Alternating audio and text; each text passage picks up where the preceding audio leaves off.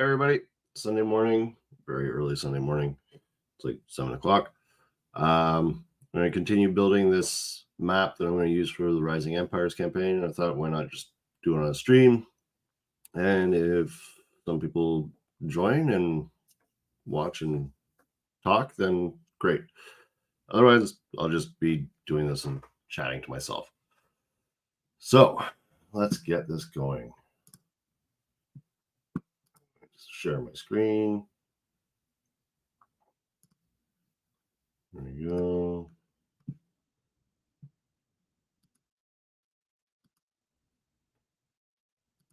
And there we go. Usually takes me a while because I am technologically not adept. Okay, so this is the area I'm working on right now. So the area I started building at, and I need to build it out because we have a lot of map to cover. So let's start at the top again. Got my D10 here. We're going to start up here at Hex 54040. And we're going to roll our D10 and see what the next hex is. 8, so hills.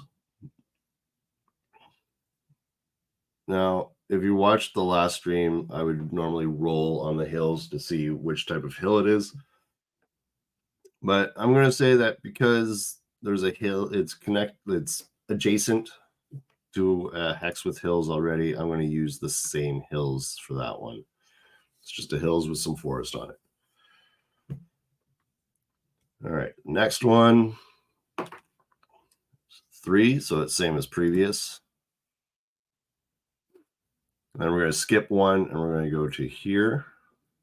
This might work out, might not work out. We'll find out. 7, forest. All right, so let's roll in forests and see what we've got for the type of forests. So we're not going to roll on jungle. We're going to 1, 2, 3, 4, 5, 6. So let's roll a d6, see what we get. 2, so heavy deciduous forest, which kind of makes sense because there's a deciduous forest in, oops, that was the wrong hex. There's a deciduous forest up here with the hills, so it makes sense. That's cocked. 7 is forest again. I'll roll a d6 even though it's adjacent. 5, 1, 2, 3, 4, 5. That's mixed forest. Okay. Why not? Now we're going to skip 1. 4 is same as previous hex. So it doesn't really explain whether it's the hex you just rolled that's the previous hex or the hex adjacent. I've been using the adjacent hex. So because it's adjacent to these two are the same. It's going to be the same thing. So it's going to be mountains with forest. Where is it? Here we go. And go to the next one. 6, grasslands. Okay. Now, afterwards, after I'm done all this, I might go through and I might make some adjustments. Like some of these grasslands, if they're near a town or something, I might turn into farmland. But for now, I'm just putting these normal, or I might, make it grazing land or poor grasslands, things like that. But for now, I'm just going with the basics, and then I can adjust later on. All right, so skip 1, and I got a 1, so it's the same as adjacent hex, which would be this one. Lots of mountains in this area. 8, hills.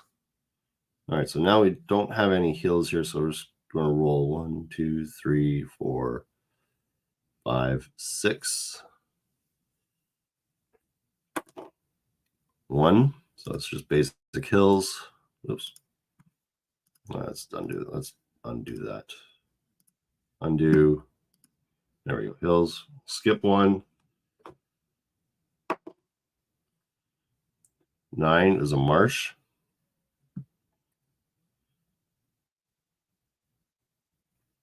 So the interesting thing about this,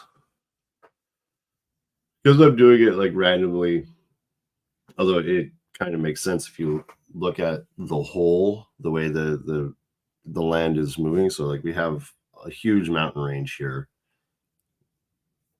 and it's more flat over here. The interesting thing is it's going to really affect the movement of troops should there be troop movements through this area. So like all of these different types of lands, like hills and forests and stuff, is going to affect how much troops can move in a single day, especially a large body of troops. So that'll be pretty interesting for players to deal with. So 8 is hills. Let's roll d6 and see what kind of hills they are. 6. So 1, 2, 3, 4, 5, 6, just regular grassy hills. Skip. 10 is mountains. 1, 2, 3, 4.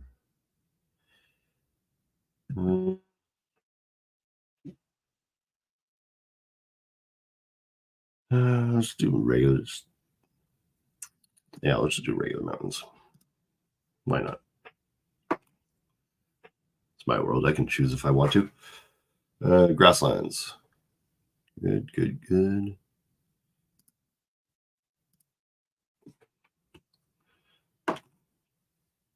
9, marsh. Very marshy in this area. It's always like 1 hex. Actually, this area is not so bad. Up in the north, it's very marshy. 6, grasslands again. Now we're going to skip another one. 1, same as previous hex. So we're going to say it's the evergreen forest here.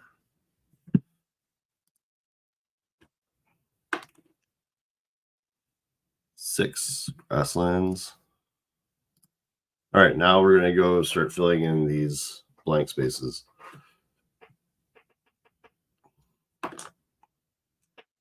10 is going to be a lowly mountain, but I think I'm going to choose a mountain. I'm not going to roll for it. I'm going to choose a mountain that's deciduous because it's got forest on either side. There's people bing-bonging me.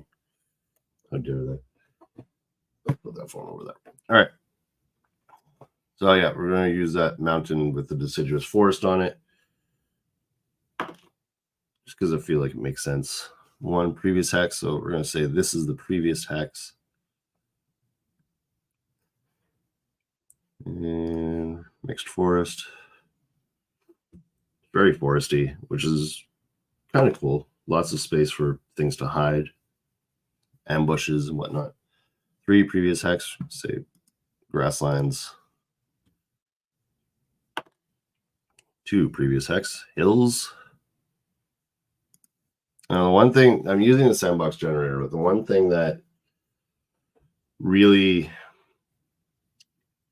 is kind of a pain with the sandbox generator is that it only has like temperate zone biomes in it. So later on, if in a different part of the world I want it to be more tropical or more subarctic, I am going to have to kind of either figure it out on my own or decide, like, change the table. It's not a huge deal, but it's extra work. It's an extra step. Or I can use the what was it? The what's that book I have? The hexographer wilderness exploration book.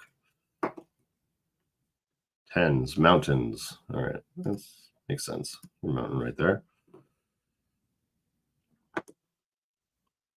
6 is grassland.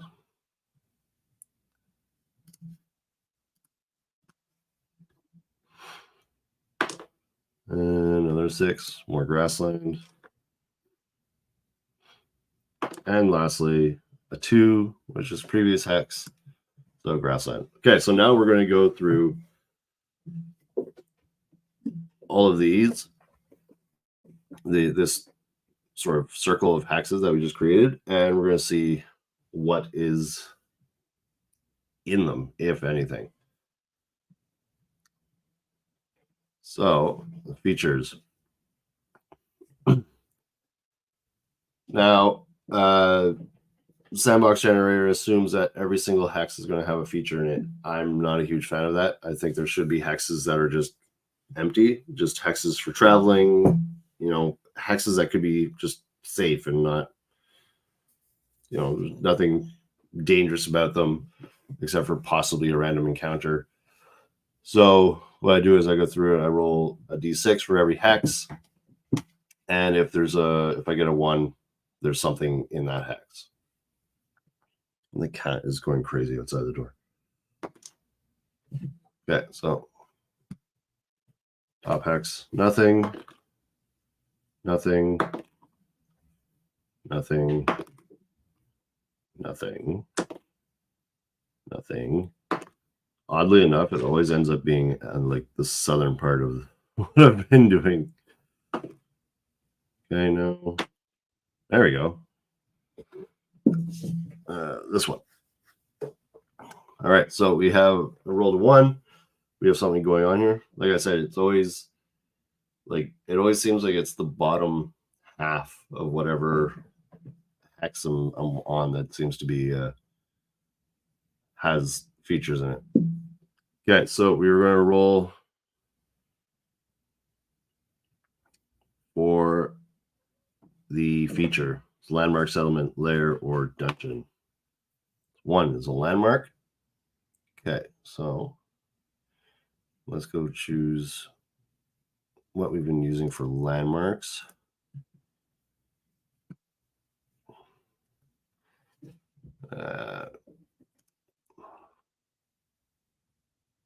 Classic. There we go.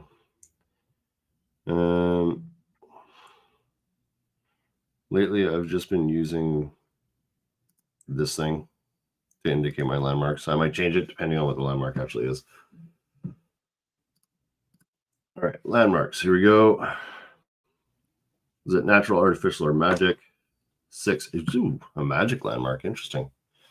All right. I'm going to roll 6. See which table we're rolling. 5. It's a place of power.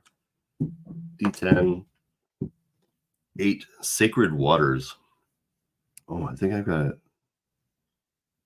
This is what's geyser. Yeah, you know what? I think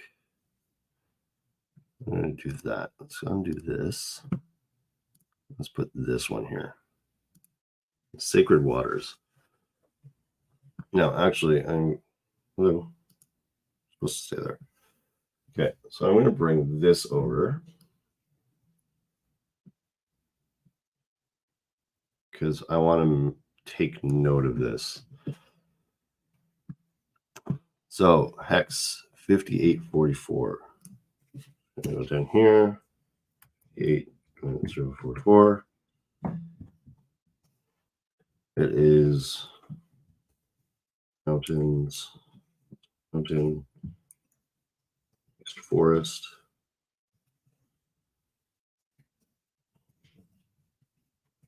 landmark, sacred waters. All right, cool. Now let's find out what's going on with this.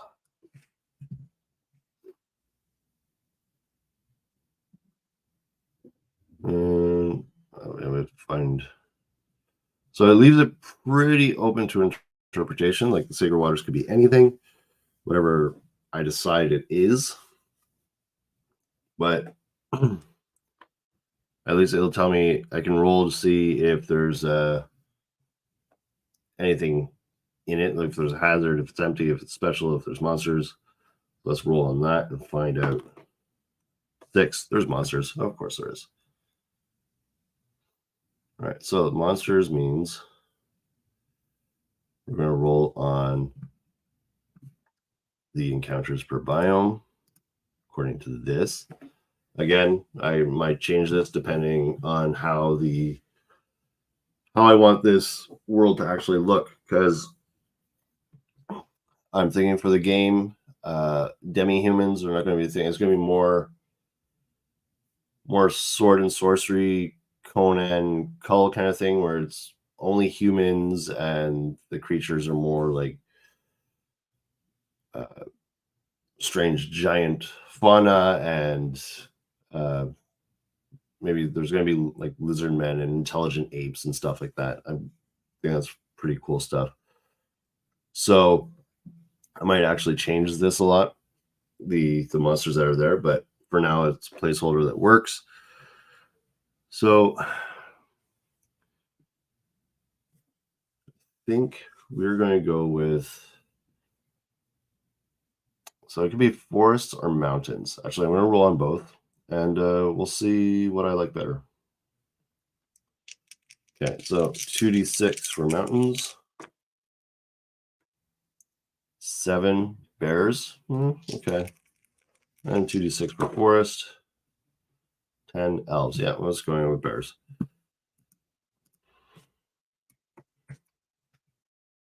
Bears. And now let's find out how many bears there are. 2 to 16. Because I'm using that. So 2d8. 2 to 16. 9. 9 bears. And I don't think there's going to be any treasure in it. But we might have to figure out what's going on with these sacred waters. Like what makes them so special. But for now, it's fine. Let's move this back over here. All right, next. Yeah, I still got that. But all right. Nothing. Nothing. Nope. Nope. Nope. Anything in the marsh? No. All right. So we got something here. In those hills. Let's see what we got. For a settlement. A settlement in the hills surrounded by monster lairs. And okay, sure, why not? Let's see how big this is, because it might not actually just be, it might not be a town. It could be a castle or a tower or something. 6, it's an abbey. All right, so let's, what would be a good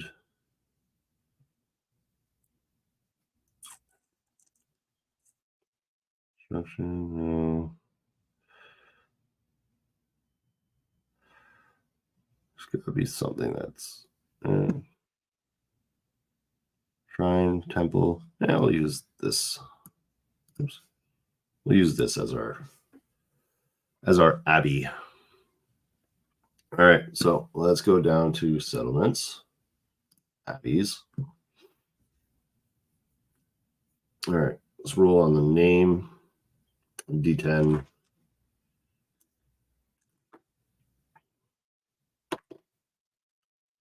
Five, peaceful soul.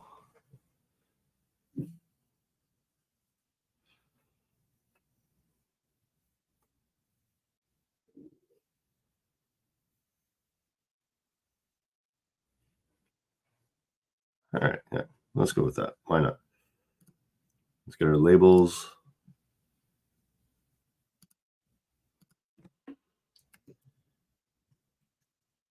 Peaceful soul. Happy. Oh, no. God, no. Black. Get that smaller. Still too big.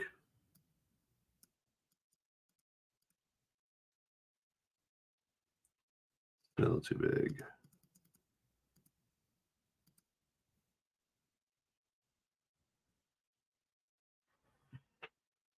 I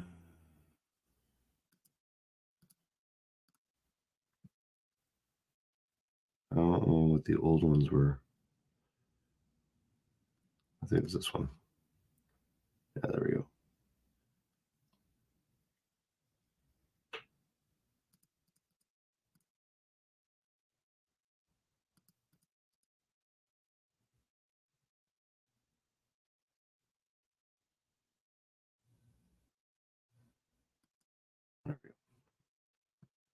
Not great, but it'll do.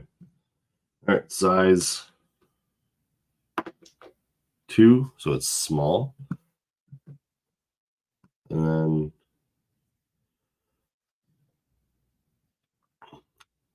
I'm not going to go through all of this right now. I'm just going to add it into my list here. And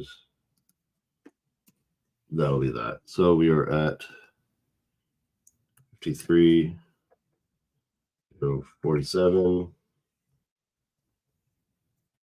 Hills.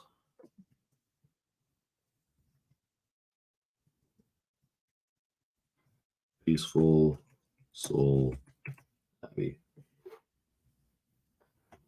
I don't know if it's occupied, whatnot. We'll see. I think it'll definitely be an adventure site. Could be something interesting for players to do. But we're gonna keep trucking on here. Let's go back to features.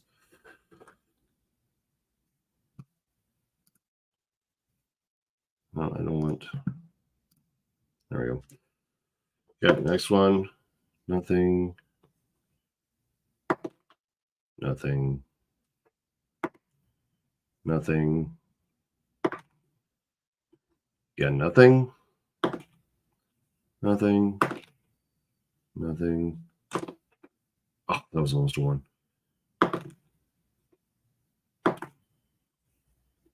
No.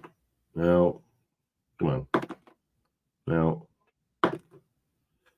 No. All right, so we have 2 more adventure sites, 2 more features on, and the map is ever expanding. I think I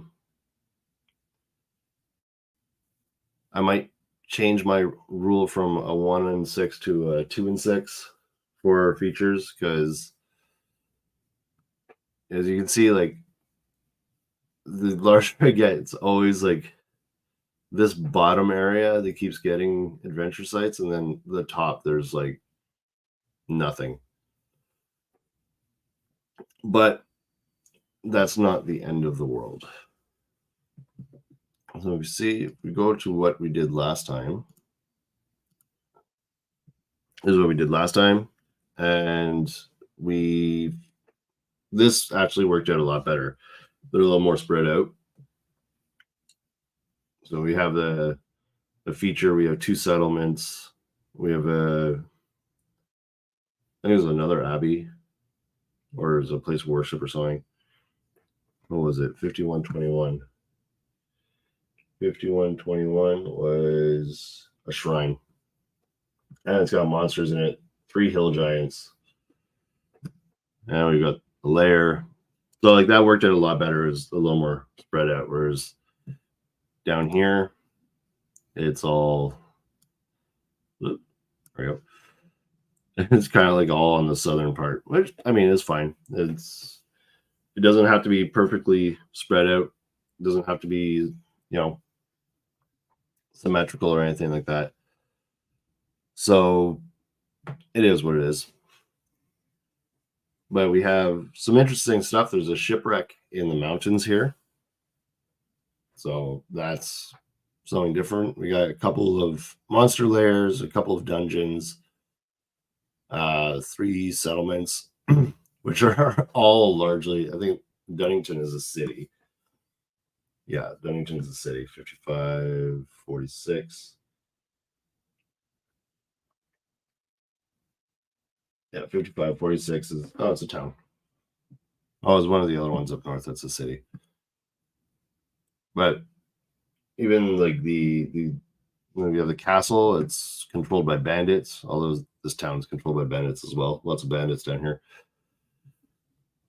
But it's going to be interesting to see once I get this campaign started in the spring.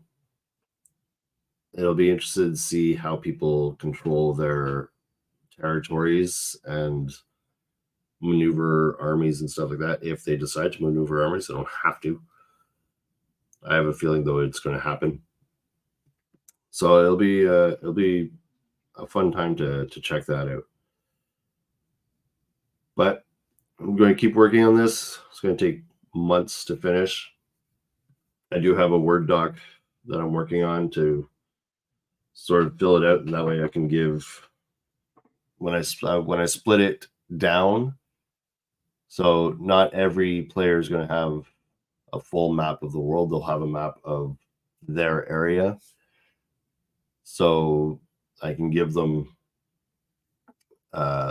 their sections, like all of the hexes in their area and what's inside of it, and then they can, make it their own. Because I'm not going to do everything for them. They're going to have the chance to sort of make the dungeons and decide on like factions and stuff like that inside their own territories.